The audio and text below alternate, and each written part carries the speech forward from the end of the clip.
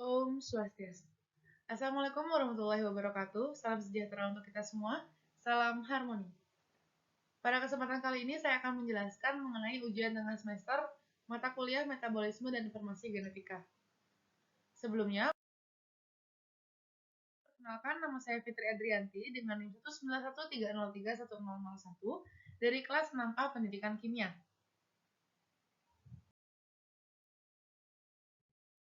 Pada ujian tengah semester kali ini terdapat 6 soal yang akan saya bahas di sini. Yang mana soal yang pertama yaitu melalui gambar yang diberikan jelaskan tentang metabolisme dalam tubuh makhluk hidup. Gambarnya dapat kita lihat pada slide.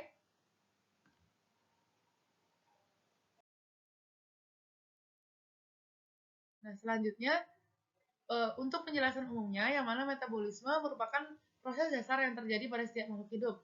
Manusia, hewan, dan tumbuhan mengalami proses yang sama agar berfungsi normal dalam kehidupan sehari-hari. Pada tubuh manusia, metabolisme bekerja melalui dua proses, yaitu katabolisme dan anabolisme, dan prosesnya berlangsung secara bersamaan. Untuk yang pertama, yaitu ada proses katabolisme, yang mana katabolisme atau yang disebut juga dengan desimilasi merupakan rangkaian reaksi kimia yang berkaitan dengan proses pembongkaran, penguraian, atau pemecahan molekul atau senyawa kompleks menjadi molekul atau senyawa yang lebih sederhana dengan bantuan enzim. Penguraian senyawa ini menghasilkan atau melepaskan energi berupa ATP yang tersimpan pada molekul dan bisa digunakan dan biasa digunakan organisme untuk beraktivitas. Reaksi yang umum terjadi adalah reaksi oksidasi. Reaksi kimia lainnya menyebabkan energi sehingga disebut sebagai reaksi eksergonik. Energi yang dilepaskan oleh reaksi katabolisme disimpan dalam bentuk fosfat, terutama dalam bentuk ATP, dan berenergi elektron tinggi atau berenergi elektron tinggi NADH2 serta FADH2. Proses yang kedua yaitu ada anabolisme, yang mana anabolisme disebut juga asimilasi atau sintesis merupakan rangkaian proses reaksi kimia yang berkaitan dengan proses penyusunan atau sintesis molekul atau senyawa kompleks dari molekul atau senyawa sederhana atau penyusunan zat dari senyawa atau molekul sederhana menjadi senyawa yang kompleks. Proses tersebut berlangsung di dalam tubuh makhluk hidup. Anabolisme merupakan kebalikan dari katabolisme. Proses anabolisme memerlukan energi, baik energi panas, cahaya, dan atau energi kimia. Anabolisme yang menggunakan energi cahaya disebut dengan fotosintesis, sedangkan anabolisme yang menggunakan energi kimia disebut dengan kemosintesis.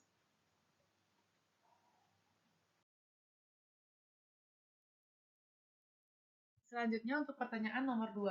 Jelaskan struktur dan fungsi dari biomembran. Struktur dari membran sel yaitu model mozaik fluida, yang mana model mozaik fluida yaitu dua lapisan lemak dalam bentuk fluida dengan molekul lipid yang dapat berpindah secara lateral pada lapisan membran. Membran ini tersusun dan tidak beraturan hingga komponennya dapat bergerak bebas dan terikat bersama dalam banyak bentuk interaksi semi-permanen. Fungsi dari biomembran tersebut adalah tempat berlangsungnya reaksi metabolisme. Karena pada membran terdapat sejumlah enzim dan berfungsi sebagai alis dalam beberapa metabolisme, biomembran juga merupakan kulit inert yang berbungkus atau membungkus sel serta membran menjalankan fungsi dinamis yang kompleks dan memiliki sifat biologis sedikit menonjol.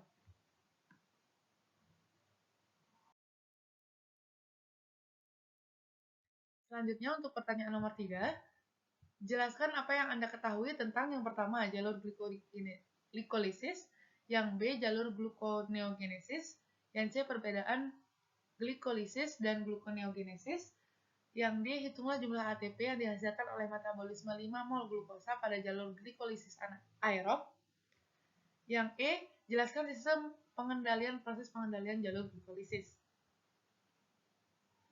Untuk yang pertama, jalur glikolisis.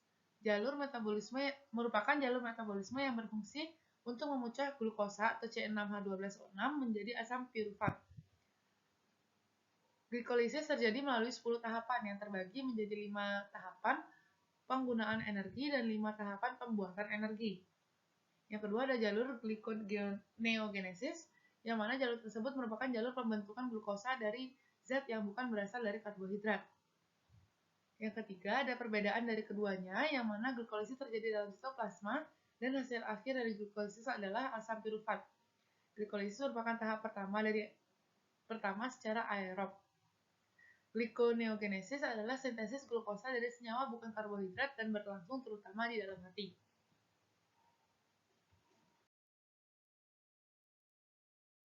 Siklus Krebs menghasilkan 6 NADH yang masing-masing berisi 3 ATP dan 2 FADH yang masing-masing berisi 2 ATP. Sehingga siklus Krebs menghasilkan energi sebanyak 24 ATP. Rangkaian proses respirasi aerob menghasilkan 38 ATP, yang mana 2 ATP-nya telah digunakan dalam proses glikogenesis. Sehingga hanya 36 ATP yang dihasilkan oleh satu molekul glukosa. Jika yang dihidrolisis adalah 5 mol glukosa, maka yang dihasilkan adalah 180 ATP. Proses glikolisis tidak memerlukan oksigen, hingga banyak organisme anaerob juga menggunakan proses ini. Pada keadaan aerob, pirufat melalui mitokondria dan akan dioksidasi sepenuhnya oleh O2, CO2, dan H2O yang akan menjadi energi lalu disimpan.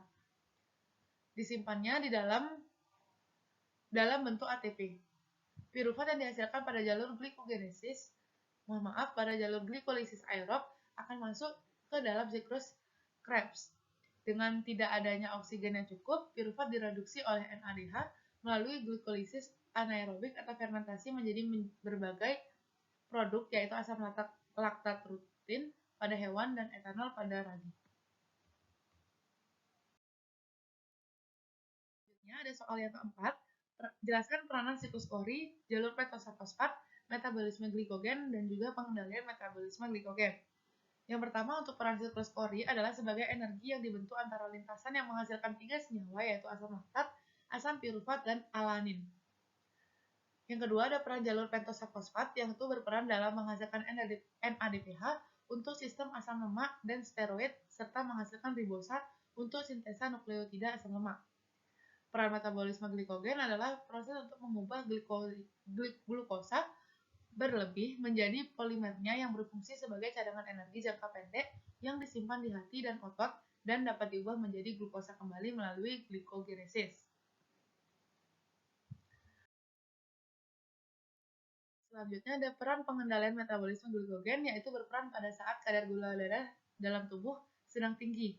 Hormon insulin akan disekresi dari pankreas yang akan merangsang protein 1-fosfat untuk menghasilkan atau mengaktifkan enzim PFK2 dan menginhibisi FB fase 2.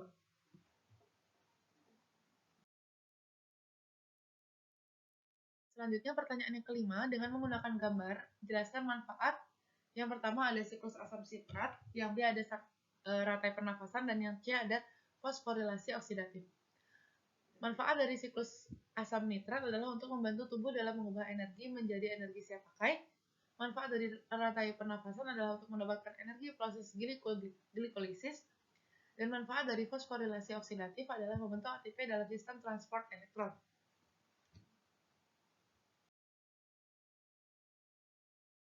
Selanjutnya ada pertanyaan nomor 6, jelaskan perbedaan fotosintesis dan respirasi. Untuk kedua perbedaan ini ditinjau dari beberapa aspek. Untuk aspek yang peristiwa, respirasi merupakan proses terjadi di semua kehidupan. Lalu untuk fotosintesis terjadi pada organisme yang memiliki sel klorofil saja. Yang kedua ada aspek energi, yang mana respirasi adalah proses pelepasan energi, fotosintesis adalah proses pembuatan makanan atau proses penyimpanan energi.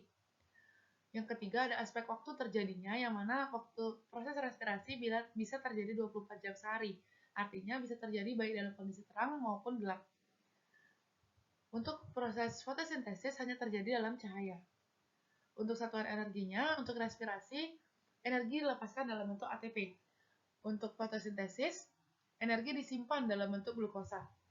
Dan bersamaan kimianya untuk respirasi adalah 6O2 direaksikan dengan C6H12O6 akan menghasilkan C6CO2, 6H2O, dan ATP dalam bentuk energi.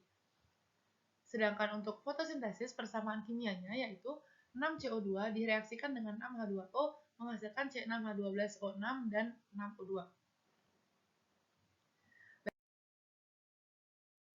Sekian presentasi saya mengenai ujian tengah semester, mata kuliah metabolisme dan informasi genetika. Kurang lebihnya mohon maaf, saya tutup dengan terima kasih. Om Santi Santi Santi Om. Wassalamualaikum warahmatullahi wabarakatuh. Salam harmoni.